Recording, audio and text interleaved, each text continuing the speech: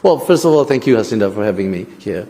If you look at the landscape, you've set it out correctly. There's a trade tension between two economic superpowers.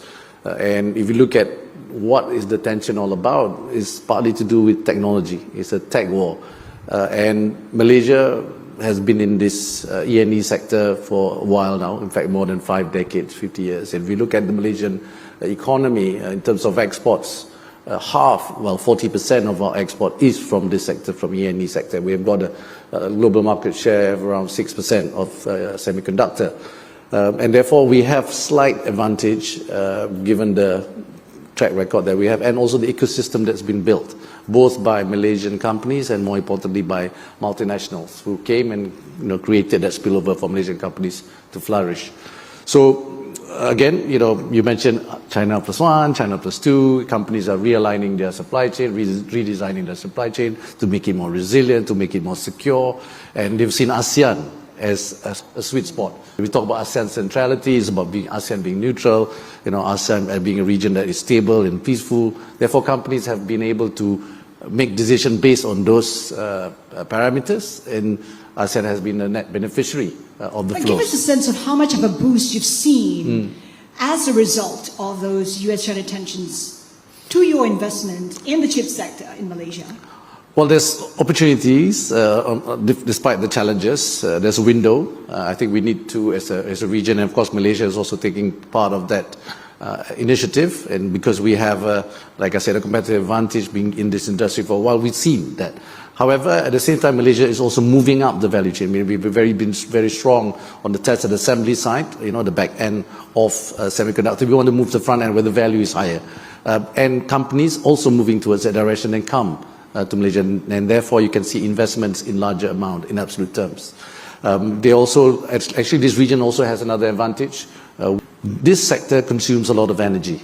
And companies want green energy. Everybody's meeting their sustainability objectives, the sustainability agenda. Therefore, Malaysia also focusing on green energy to support the semiconductor industry.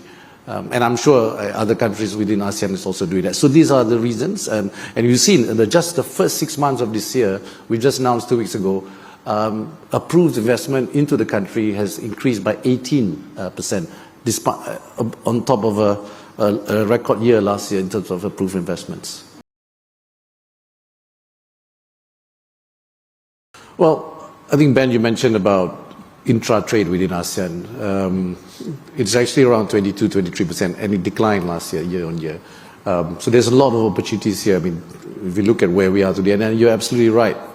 Does this mean it's a zero-sum game?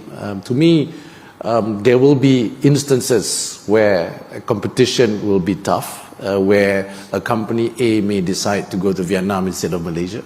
But at the same time, I've also seen many companies who are here in Singapore, as they want to expand or as they want to bring different parts of the verticals of the company into the region, they then spill over to Malaysia or even Vietnam or Thailand.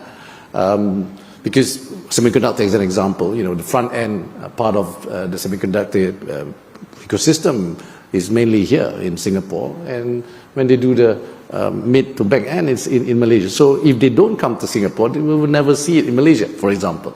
Right? I think it's important, and I completely agree with what my fellow panelists said about digital. And one thing that's different today, Hasinda, we hope that when Malaysia chair ASEAN next year, we can conclude the Digital Economic Framework Agreement. So at least there is a guide, so-called the whole platform is being governed in such a way that all countries agree to a certain set of principles to make it easier to do e-commerce for all the growth. Because my concern is when you look at the growth of semiconductor or any other sectors, and you are right to say that different countries are at different stage of growth. So we need to make sure that the growth in ASEAN, the growth is 4 to 5%, we must make sure that growth in ASEAN is a growth that is sustainable, and growth that's inclusive, growth that is equitable, and growth that is resilient, or else, you will not see an ASEAN that prosper together. Well, we have to navigate this very carefully, I like what Stan Chart just said just now, Bill. You also as neutral as we are. So how do we say trade into context. So when we say we're neutral, we sign multilateral and bilateral trade agreement with all. We're a member of CPTPP, RCEP, IPEF as well, led by US, and of course, recently Malaysia also intend to join BRICS. At the same time, last week we have just approved our resuming our negotiation with EU for the Malaysia-EU FTA.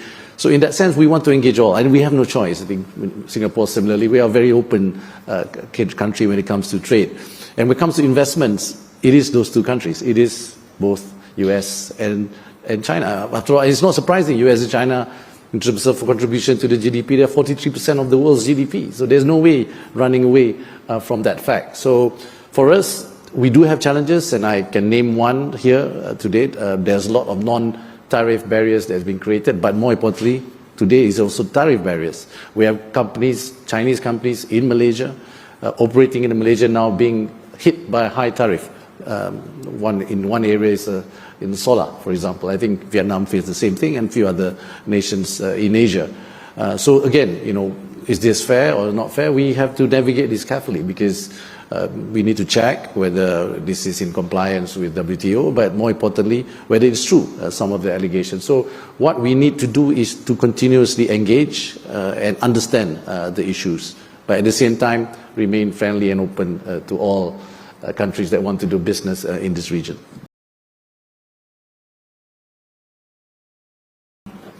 Well, for AI in Malaysia, first of all, we need to make sure that we build our infrastructure behind AI. I mean, of course, people talk about data centers, etc., because you need the GPUs, the processing power to deliver this. At the same time, I think for Malaysia, even the government now is encouraging ministries to start using AI. I mean, even here we can see the screen there, right? I hope they are, they understand my English. But anyway, so I think what's important is that we have the infrastructure, we have the medium, but the application as well. And because what you don't want to see, we've already seen some digital divide in many areas, in many locations, even within ASEAN, even within Malaysia. So with the advancement of AI, if we are not careful, that we don't make it inclusive, we will see a bigger, faster, the divide will be even worse, right? And I think this is where government and even private sector have to play a role to ensure. And to me, if you look at, AI is all about the data that goes in. Are governments and companies ready to have their own LLMs, right? Are we investing? Or else there will be nuances that the data that comes in will be interpreted in a very different way, not the ASEAN way or not the Singapore way. Nothing wrong with Singapore way. I mean, it is, so there's a lot of things to do.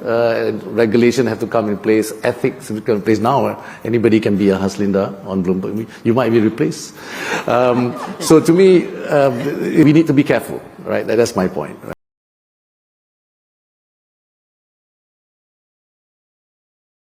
Well, in the perspective of investors and for Malaysia as well, if you look at the transition from Trump to Biden, you would have thought initially they will be less hostile towards China in terms of trade policies, but it turned out to be the opposite. We see the tariff increases and a lot more barriers being created. So to me, but then there lies in the opportunity for ASEAN, and you see the flow coming to ASEAN. But to me, I don't think there will be much difference between the two when it comes to ASEAN, to China as well in a way. So I am quite indifferent to either coming. A rather calculated view, but I'd say it's brace. Bill, Minette, Bunchai, Minister, thank you so much for your time today. Thank you, Austin. Thank you.